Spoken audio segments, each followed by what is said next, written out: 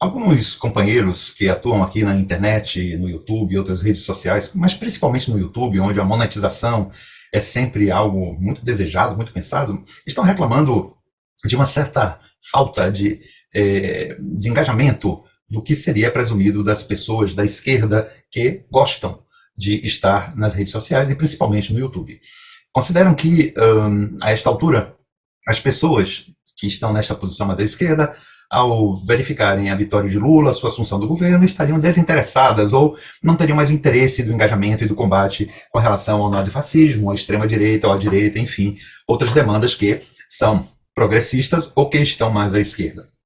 Mas o fato é que, embora possa não haver tanto engajamento, tantas visualizações, tantos cliques, enfim, tantas coisas assim, nós que estamos à esquerda do espectro político, temos muita tarefa a desenvolver num país como o Brasil e com o atraso político que marca a nossa nação.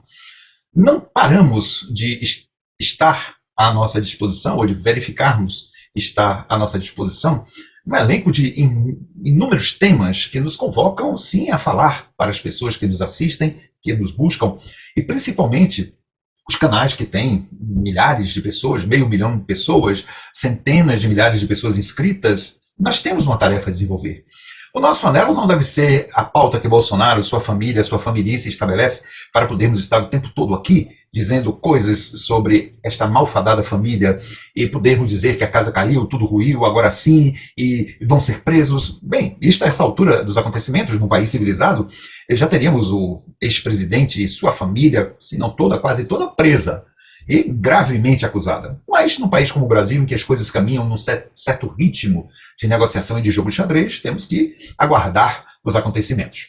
Até para que não se fira o Estado democrático de direito e a nossa Constituição. Muito bem. Mas nós temos outras pautas que são importantes e que vêm a representar avanços e que devemos aqui, nós que somos da esquerda e aqueles que se acham progressistas, eu sempre distingo, fazendo parêntese, progressista para mim não é esquerda. Progressista para mim é uma pessoa do centro que caminha para a esquerda, que tem propensões de esquerda, mas considero a esquerda um passo mais adiante do que o progressismo. Bem, uma vez eu aqui, bem no início do canal, fiz essa distinção, publicando uma fala sobre um artigo que define muito bem a historicidade entre conservadorismo, liberalismo, progressismo e o que a gente chama de esquerdas. Mas vamos adiante, não é esse o nosso foco hoje. Então, a questão é que nós temos muita pauta para trazer para o público e para discutir, inclusive propondo uma educação política para nós e para as pessoas que nos assistem. Por exemplo, nós temos que lutar pelo fim dessa impunidade parlamentar. Nós temos que lutar pelo fato de que pessoas que estejam em processo ou em condenação, ainda que não tenham sido condenadas, mas que têm processos judiciais, se candidatem para estar no parlamento, para que elas fiquem com imunidade ou impunidade parlamentar. E continuando a cometer suas falcatruas, ou esperando que os processos morram por decurso de tempo na justiça. Nós temos que acabar com essa questão do o mercado, né? Eu junto tudo, é o mercado. É como se fosse uma personalidade consistente que acaba com a vida do país e principalmente das pessoas que não fazem parte da elite. Nós temos uma luta clara para estabelecer com relação a isso. Nós temos que acabar com esta ditadura do pensamento de que militares resolvem tudo. Estão aí as questões ligadas ao Bolsonaro, as questões do 8 de janeiro, mostrando uma corrupção dentro das Forças Armadas e dentro das forças policiais. E nós precisamos também pensar melhor sobre esta questão do que se chama de realpolitik, ou da política real, que leva uma pessoa como Lula, no qual depositamos confiança, a chamar pessoas da direita, ligadas à extrema-direita, para assumirem postos no conselho da Petrobras, com um ministro que tem simpatia por pessoas da direita e bolsonaristas. Nós temos que pensar naquele ministro que pega um avião da FAB, ou que vai ver o seu gado, ou que utilizou de recursos do parlamento para asfaltar a sua estrada. Sob a alegação de que Lula está fazendo um jogo para aprovação de reformas, então ele se cala, ele consente que essas pessoas continuem no seu gabinete. E aí temos uma discussão que me parece ser importante nas esquerdas. Sim, tem a realpolitik, tem a real política, tem a política real.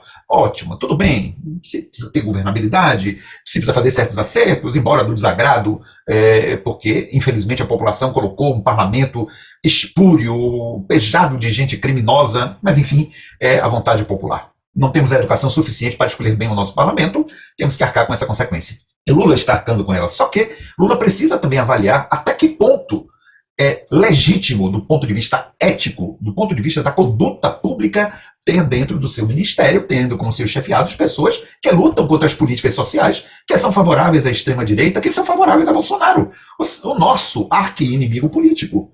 Então, isto não é aceitável. É legal. Muito bem, é a política real.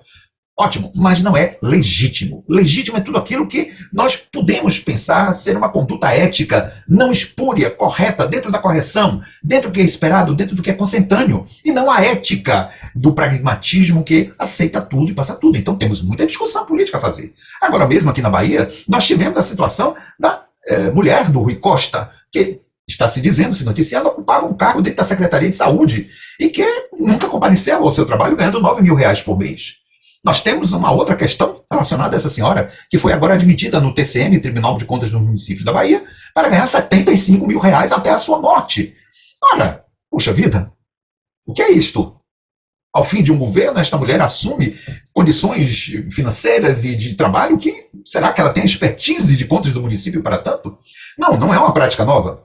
O Antônio Carlos Magalhães colocou, ou as suas pessoas colocaram duas pessoas, pelo menos conhecidas, duas pessoas conhecidas. Um foi um radialista, que era carlista, e outro foi um presidente de clube, para integrarem esse TCM. E vão ficar lá até morrer. A gente precisa ter cargo vitalício. A gente precisa ter cargo vitalício no STF. A gente tem, então, muita coisa a discutir.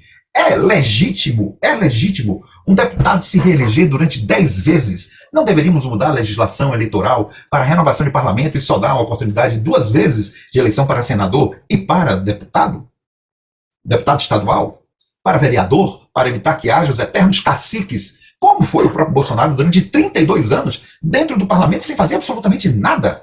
Então nós temos questões a discutir. Pode não gerar muitos cliques, pode não gerar muito alvoroço na rede, pode não gerar tretas, pode não gerar coisas, mas como um elemento de comunicação, nós temos muitas questões a discutir para que o Brasil seja um país civilizado e não uma república de banana. Lula está sob questão, sim. Aqui nós bombardeamos o Bolsonaro, mas Lula não está livre da nossa crítica, porque temos simpatia pelo seu ímpeto estadista, sua condição de um homem extremamente inteligente e articulador. Mas isso não libera nem a esquerda, nem quem seja da esquerda, das críticas. Lula está falhando e começou a apresentar falhas e buracos no seu governo, que não é esperado de alguém que está no 3º mandato, que é alguém que acumulou experiências com todos os fracassos que vieram após ele. Fracasso de Dilma, o hiperfracasso de Temer e o super-hiper, outra galáxia, fracasso de Bolsonaro.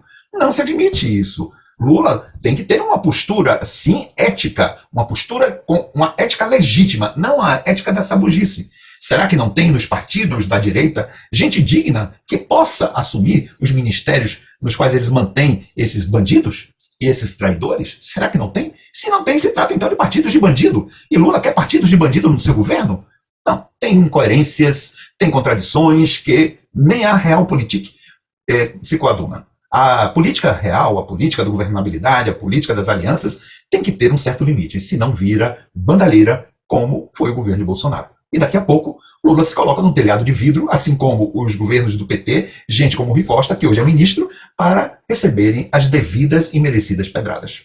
Esperamos, ou eu espero, que em breve isso se retifique e Lula não faça como ele fez no seu primeiro governo. Um dia em que, após a sua posse, 6 meses depois, ele disse: esqueçam tudo que eu disse, agora eu tenho que governar. Não é bem assim, Lula. Um homem não pode trair sua história. E o governo de um homem que não trai sua história também não trai as expectativas de um povo. Nem tudo é só comer, nem tudo é só ter 3 refeições ao dia. Um governo também deve se preocupar em fazer mudanças nas características de governar e adotar uma ética que seja compatível com a civilidade, com o direito, com a lei e com a compostura. Então, ficamos aqui. Um abraço e até uma outra oportunidade. Um abraço.